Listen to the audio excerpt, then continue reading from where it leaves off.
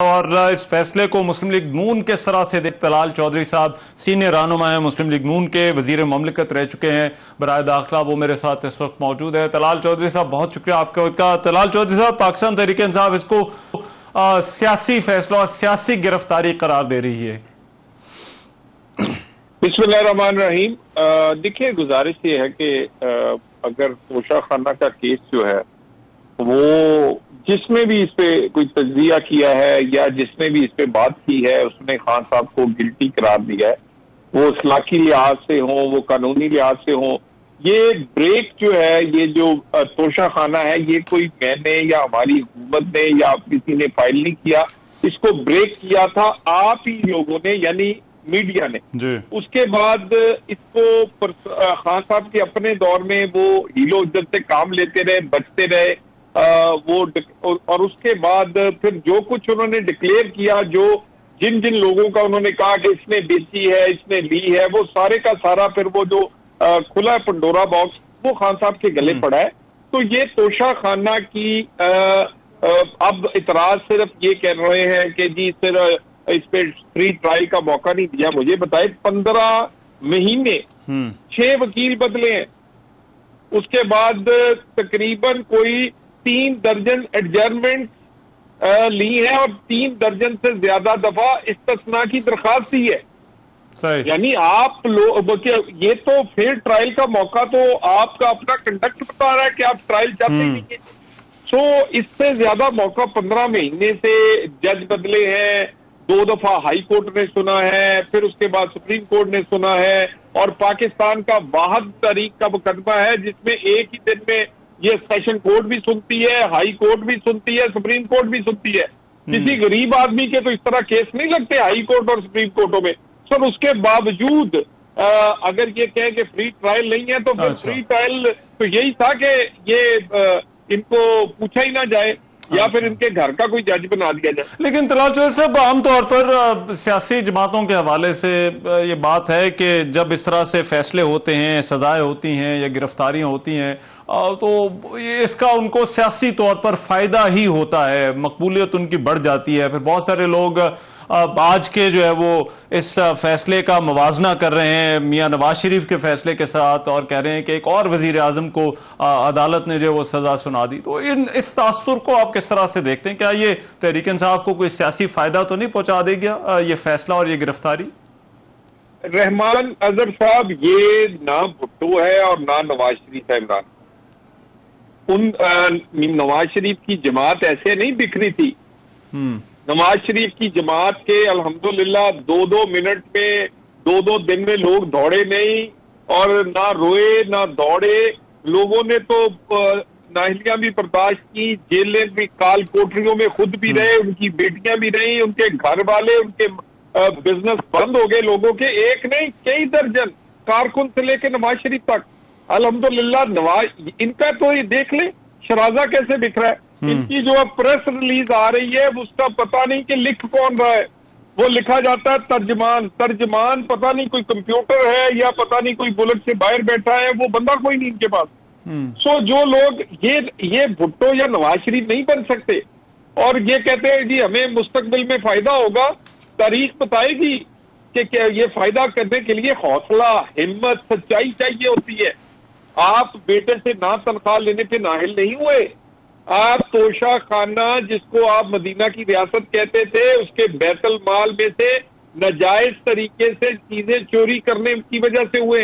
चले बाकी रहमान अजहर साहब छोड़ दे, आप भी कानून को जानते हैं। क्या पाकिस्तान में लोग मस्जिद का अकाउंट या 10,000 रुपए का अकाउंट ना शो करने पे डिस्क्वालीफाई नहीं हुए? करोड़ों रुपए की घड़ियां, यानी आपने 4 बकरियां शो कर दी हैं, वो जो 400 अरब रुपया वो शो नहीं किया। यानी लोगों को आप देखें ना, आप कैसे एक झूठ बोलते लोगों के सामने। 4 बकरियां शो कर दी है, लेकिन 400 करोड़ रुपए की ज्वेलरी और घड़ियां जो बेची हैं वो आपने बताई नहीं किसी को। इतने आप सादा है, बकरियां शो करनी याद नहीं है, घड़ियां हीरे शो करने याद नहीं दिए। अच्छा, मगर आपको लगता है कि पॉलिटिकल सपोर्ट तहरीक इंसाफ की उस पर कोई फर्क पड़ा है? क्योंकि ये बात तो कही जाती है कि जो खान साहब हैं उनके साथ जो है वो कोई चीज टिकती नहीं है, उन पर इल्जामात पहले भी लगे, लेकिन जो उनके सपोर्टर हैं वो इन मामलात को, इन इश्यूज को, इन प्रॉब्लम्स को वो मानने के लिए जो है वो इन इल्जामात को वो तैयार नहीं होते। तो आपको लगता है कि तहरीक इंसाफ के लिए जो अगला इलेक्शन है उसमें इन फैसलों का को फर्क पड़ेगा? और बाकी भी तो केसेस हैं, तो उन केसेस का फ्यूचर आप क्या देख रहे हैं? मैं आपको एक एग्जांपल देता हूँ। फैसलाबाद में तकरीबन 10 कौमी असेंबली और 20-21 के करीब सूबाई असेंबलियां की है, 31 सीटें हैं। आज पूरे फैसलाबाद में 31 लोग भी नहीं निकले। अच्छा, या देखिए, इनके तो उम्मीदवार क्या, इनकी तंजीम कोई चीज नहीं रही। वोट लोगों ने, मेरा मतलब दिल में ही किसी ने डालना है, फिर इसका मतलब उम्मीदवार तो है कोई नहीं, और तो कहीं डाल नहीं सकते, वो अपने दिल के अंदर ही डाल लेंगे। तो सोच ना इनका तंजीम रही है, ना स्ट्रक्चर रहा है, ना लोग इनके साथ हैं। और खान साहब बहुत बड़े लीडर हैं और बहुत उनकी मकबूलियत में इजाफा होगा। क्या इस बात पे इजाफा होगा कि उन्होंने बैतुल माल से घड़ियां चोरी करने? क्या इस बात पे इजाफा होगा कि साइफर पे झूठ बोला है? क्या इस बात पे इजाफा होगा कि 190 मिलियन रुपीस का बंद लिफाफा दिखा के तो कितने कनाल जमीन जो है वो अपनी बेगम के नाम लगा ली? अच्छा, तो मेरा ख्याल है ये वक्त बताएगा। अगर ये हालात हैं तलाल चौधरी साहब, फिर तो आप लोगों को फौरन इलेक्शन के अंदर चले जाना चाहिए। लेकिन वो जो आज फैसला हुआ मुश्तरका मफादात कौंसिल वाला, उससे और सवालात उठ गए हैं कि पता नहीं इलेक्शन होते हैं या नहीं होते हैं। तो ये फिर दो मुख्तलिफ चीजें हैं जो सामने आ रही हैं पीएमएलएन की इलेक्शन स्ट्रेटेजी के हवाले से। देखिए, मैंने कल भी टीवी चैनल पे कहा है कि इस वक्त मुस्लिम लीग नून को इलेक्शन सूट करता है, जल्द अज जल्द इलेक्शन। लेकिन मुस्लिम लीग नून जो है वो अपने वजारत उज़्मा के इख्तियार को अपनी जात या अपनी पार्टी के लिए इस्तेमाल नहीं करना चाहती। पाकिस्तान को एक ऐसा इलेक्शन चाहिए जिसका रिजल्ट बाद में लोग सारे तस्लीम करें, छोटे सूबों समेत।